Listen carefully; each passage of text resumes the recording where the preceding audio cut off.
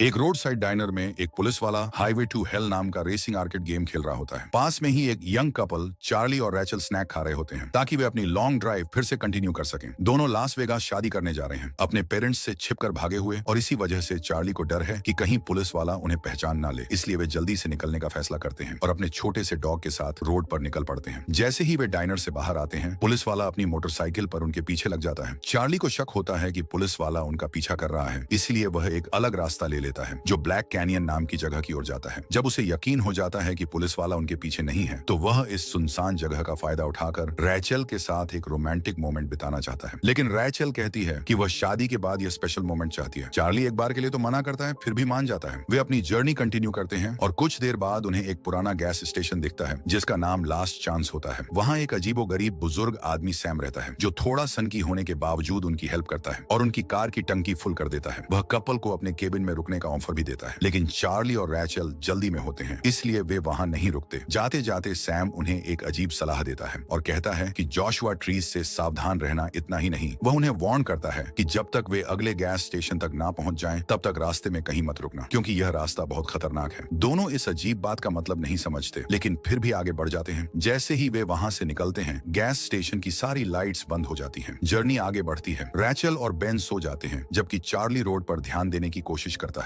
रास्ते में उसे जोशुआ ट्रीज दिखते हैं, लेकिन वह उन्हें इग्नोर कर देता है। कुछ देर बाद उसकी आंखें झपकने लगती हैं और वह नींद में कार चलाते हुए एक बिलबोर्ड से टकराने ही वाला होता है, लेकिन बच जाता है। तभी एक पुलिस कार उनके पास आकर रुकती है। कार से एक अनजान पुलिस वाला बाहर आता है। उसके हाथ में एक रिवॉल्वर, एक डंडा और एक अजीब जोड़ी हथकड़ियों की होती है जो इंसानी हाथों की तरह दिखती हैं। वह चार्ली की कार के पास आता है। चार्ली उससे कहता है कि सब ठीक है, लेकिन जब वह पुलिस वाले का चेहरा ध्यान से देखता है तो उसे अजीब अजीब इंस्क्रिप्शंस दिखती हैं। कुछ बोले बिना ही वह पुलिस वाला अपने हाथों से कार का दरवाजा उखाड़ देता है और रैचल को खींचकर बाहर निकाल लेता है। चार्ली और बेन उसे रोकने की कोशिश करते हैं, लेकिन वह पुलिस वाला बड़ी आसानी से उन्हें जोरदार मुक्के मारकर गिरा देता है। रैचल कार के अंदर फंस जाती है और जब वह बाहर निकलने की कोशिश करती है तो पुलिस वाले के हाथ हिलाते ही कार का हैंडल गायब हो जाता है। रैचल किसी तरह अपनी नेकलेस गिरा देती है, लेकिन वह बच नहीं पाती और पुलिस वाला उसे अपने साथ ले जाता है। कुछ मिनट बाद बेन होश में आता है और चार्ली को उठाने की कोशिश करता है। चार्ली जैसे ही जागता है, वह घबरा कर रैचल को पुकारता है, लेकिन उसे सिर्फ उसकी गिरी हुई नेकलेस मिलती है। अब उसके पास और कोई ऑप्शन नहीं होता, इसलिए वह वापस सैम के गैस स्टेशन लौटता है। गैस स्टेशन पहुंचते ही चार्ली सैम से पूछता है कि वह पुलिस वाला कौन था और उसने रोड को खतरनाक क्यों कहा था। तब सैम उसे बताता है कि जिस रास्ते से वे गए थे वहां दो रास्ते हैं, जिनमें से एक रास्ता